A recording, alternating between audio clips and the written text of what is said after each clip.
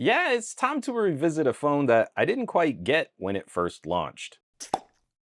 The Vivo X90 Pro. I'm a big fan of the Vivo X series, starting with the X70. That line of phones really surprised me in terms of camera performance. The X80 Pro was one of my favorite phones from 2022. But the launch strategy for the X90 series was a little disappointing. The top of the line option, the X90 Pro Plus, never shipped internationally. Outside of China, the top option is this, the X90 Pro. Now, it's a premium tier phone, but we know there are a handful of compromises between this and the bigger brother Pro Plus. And the timing was rough. Shortly after the launch of this phone, we also started looking at Xiaomi 13s and the Oppo Find X6 Pros. We started getting rumors on the newer Xiaomi 13 Ultra. So I have to admit, I did not follow up with this phone like I'd originally wanted to. Well, Vivo is running their Android 14 beta program. This is already on beta 2. It's a good opportunity to revisit this phone, and in picking it back up with a little distance from all of the launches we had at the beginning of the year, I think I get this phone now. Or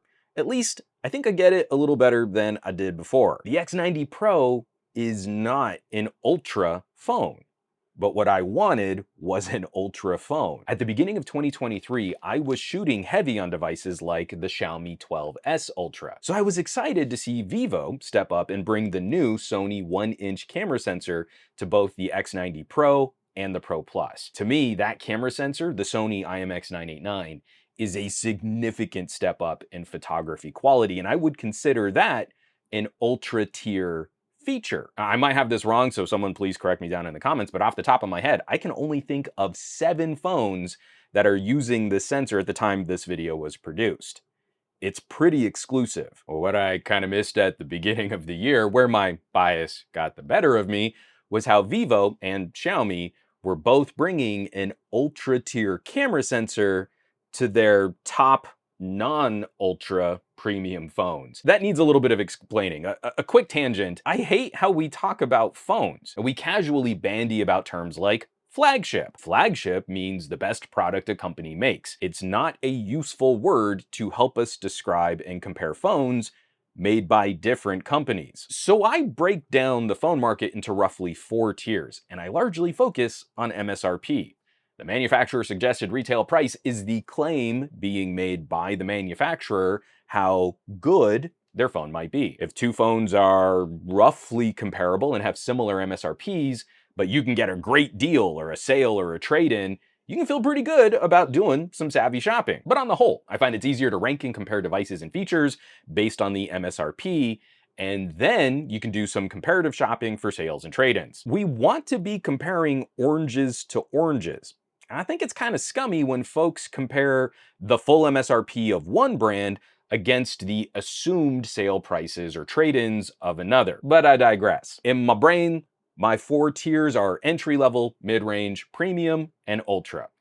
Around sub 300, roughly 300 to 600, 600 to about 1,000, and then anything over 1,000 should be an ultra. Those are not hard and fast rules carved in stone, and there's a lot of buffer, gray area between those prices where they overlap, but generally, I'm trying to determine which phone goes into which category for the most fair comparison we can stage against competing devices. And this obviously gets really messy when you look at multiple phone versions and the different prices for different quantities of built-in storage and RAM, but now I'm just making this even more complicated than I need to. I was trying to handle the X90 Pro like an Ultra when it's really a premium phone with a couple Ultra features. Of course, it was losing fights against my slightly older Xiaomi 12S Ultra. They're different animals and sold at different prices for different markets for different consumers. Coming back to the Vivo and checking all my math again, it's a phone that seems like it was built with purpose to compete against something like a Galaxy S23 Plus. If you were to import a Vivo X90 Pro to the United States, the 12 gigabytes of RAM, 256 gig of storage model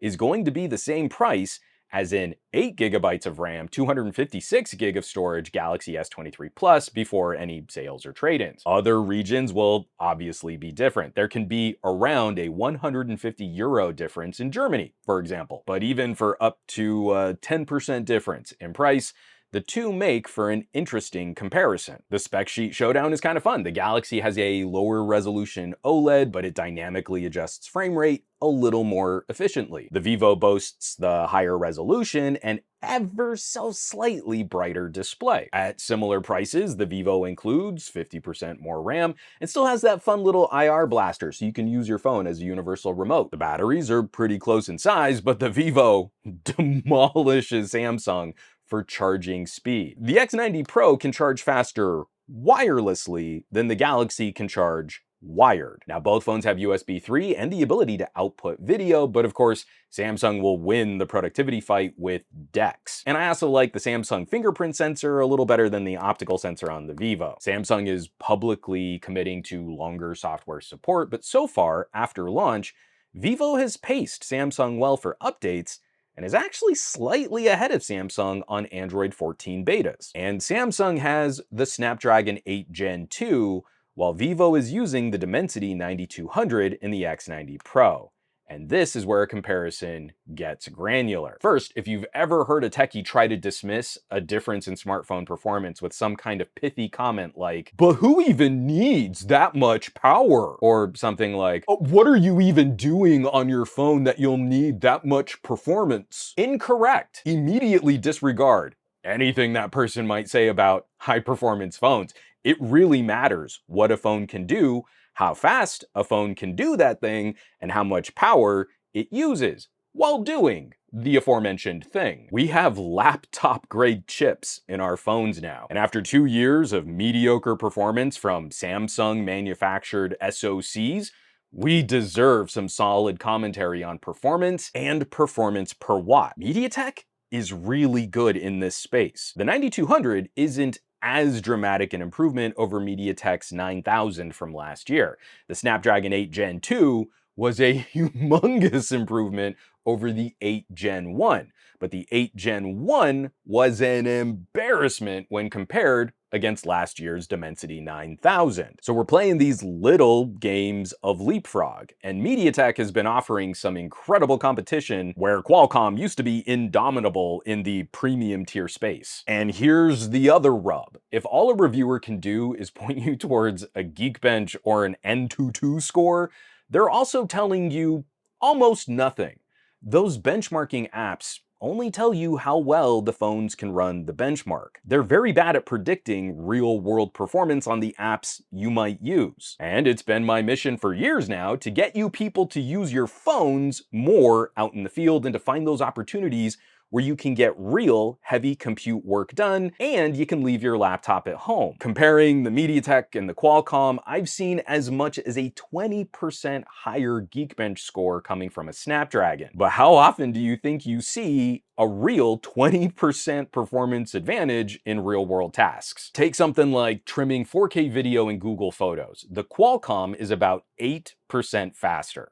Now, the test I run, that difference in trimming a 4K video file is 2 minutes and 24 seconds on the Dimensity to 2 minutes and 13 seconds on the Qualcomm. That is an improvement, but you're spending more money on that Snapdragon and you're not getting that Geekbench 20% improvement. Another example, something our phones are good at, mixing an hour-long multi-track podcast and producing an MP3. The Snapdragon is about 10% faster. Do you know what that really looks like when you mix audio on a phone? These phones can crunch an hour of audio, process an MP3, and dump that in just over a minute. So a 10% difference is around 6 seconds of real-world time rendering out that podcast. Or say you're a photographer and you move a ton of files over from your camera in RAW, doing a humongous batch process of RAW photos. The Vivo is again about 11% slower than the fastest Qualcomm chips I've tested. That difference in performance can stack on you. If you're trying to process hundreds of raw files from your phone, that's going to add up. But if you're only taking a handful of shots and trying to work on them quickly from your phone to get some JPEGs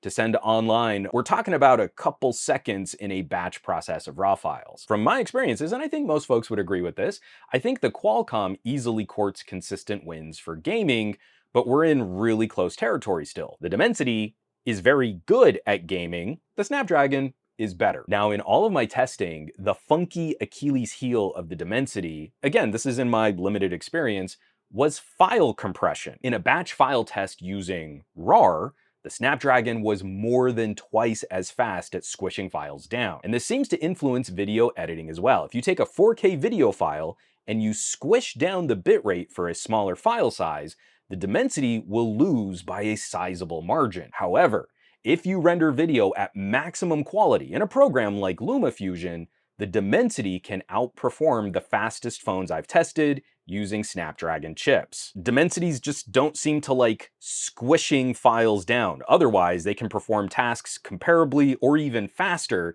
than what Qualcomm can achieve. So what do all these Geekbench scores mean? If you're using any of that data to help you make a purchasing recommendation, did you really expect that a 20% higher Geekbench score meant you would only get small improvements to most tasks and that your big win would be RAR file compression? Is that what you're buying your phone to do? You're out there making all those tasty RAR files. So I'm not okay with techies saying things like, who even needs that much power? Because I do. I do things on my phone. My phone is not just a fashion flex to tell people I spent a lot of money on it. It's a machine that I rely on for work. And if I spend over $1,000 on a phone, it often means I don't need to always bring a $2,000 laptop along to get my work done, and I can often leave thousands of dollars worth of photography equipment to shoot editorial. A $1,400 phone sounds like a bargain against $5,000 worth of production equipment. But I also feel it's critically important that we more accurately describe phone performance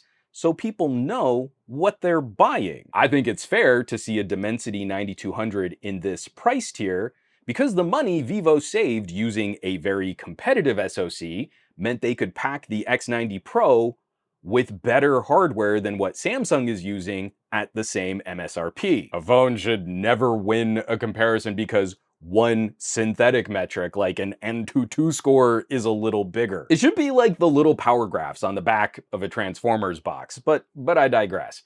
The X90 Pro makes a small sacrifice in overall system performance to include some monster photography hardware. It's a premium phone with an ultra-tier main camera sensor and an incredible camera co-processor. It's a completely different league above the good main camera on the S23 Plus, and it trades blows well against the S23 Ultra, managing to win a lot of fights against Samsung's most expensive phone. Now, the telephoto is a very different conversation, where the S23 Plus goes for more reach, more zoom, and the Vivo uses a larger sensor for more light and better portrait performance. I'd still be inclined to give Vivo an edge here, as I find the larger telephoto more useful in mixed lighting, dimmer conditions, and when you're shooting indoors. Plus, Samsung does that really annoying thing where they really only use a 10 megapixel sensor, but then upscale the image to 12 megapixels in software,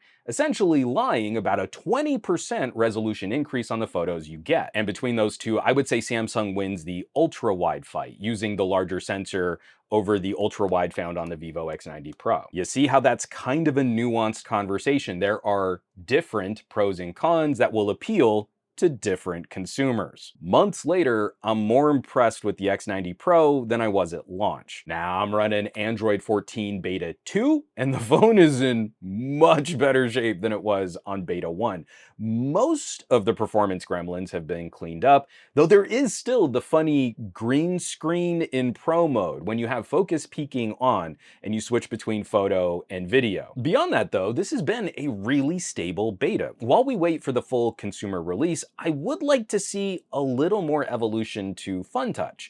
Vivo's skin for Android still has an Android 11 feel to it. Now, I don't think that's bad. I actually kind of like stuff like the smaller notification quick toggles, but against skins like Oxygen on the new OnePluses, the Vivo aesthetic is starting to feel a little plain. Maybe a little too plain for a skin called Fun Touch. But a lot of the Android 14 stuff is here, and that's been fun to check out. Trying out the Health Connect beta, improved sharing options in your menus, and notification flashes from your camera LED. It's all shaping up to be a nice iterative improvement over Android 13. So trying to sum up a couple months of experience, I think I get it now.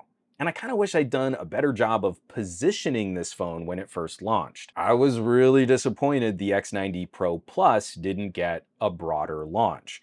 It's a phone I think would have been well received internationally. Still, the consolation prize, what we did receive, is a solid competitor against a phone like the Galaxy S23 Plus. And it's a brutal competitor against an iPhone 14 Plus when we match storage and price. It even trades blows well against an iPhone 14 Pro with Apple including half the amount of built-in storage. And it's when you put those products in perspective that perks me up a little bit more. When we talk about competition, it still matters what parts of the experience a manufacturer might choose to focus on. There's a distinctive flavor to a Vivo at $1,000 that you will not find with Samsung or Apple or any other manufacturer. That unique flavor is what should be helping people choose the right phone for their needs. And we techies could be doing a better job detailing those flavors. And this is where I want to hear from you. We're just about to get started into the second half of the year launches, but I gotta say, the tech that we got at the beginning of the year is delightfully competitive against some of the iterations and some of the mid-year refreshes we're about to see. What phones, what products are you excited to see? And are you gonna play that game of waiting for the new refreshes to launch so that maybe you can shop and get a better deal on phones that are only a couple months old? Drop me some of them tasty hot takes down underneath this video. As always, thanks so much for watching, for sharing these videos, subscribing to the channel. All the support lately has been amazing. Those of you checking out my home site, SomeGadgetGuy.com, or you might have joined the list of names scrolling by on your screen from my Patreon, patreon.com/SomeGadgetGuy. This list is the coolest collection of tech pals, and they also get exclusive access to my semi-regular ultra camera deep dive videos that take weeks to produce because they're stupid long. Basically, they're the coolest tech pals in the universe, so I hope you'll check them out. Now, you know where you can find me around the rest of the internet. I post as at SomeGadgetGuy across all of social media, but these days I'm spending more of my time on the Mastodons, a little less so these days on the Facebooks and the Instagrams and the Twitters, but I will catch you all on the next video.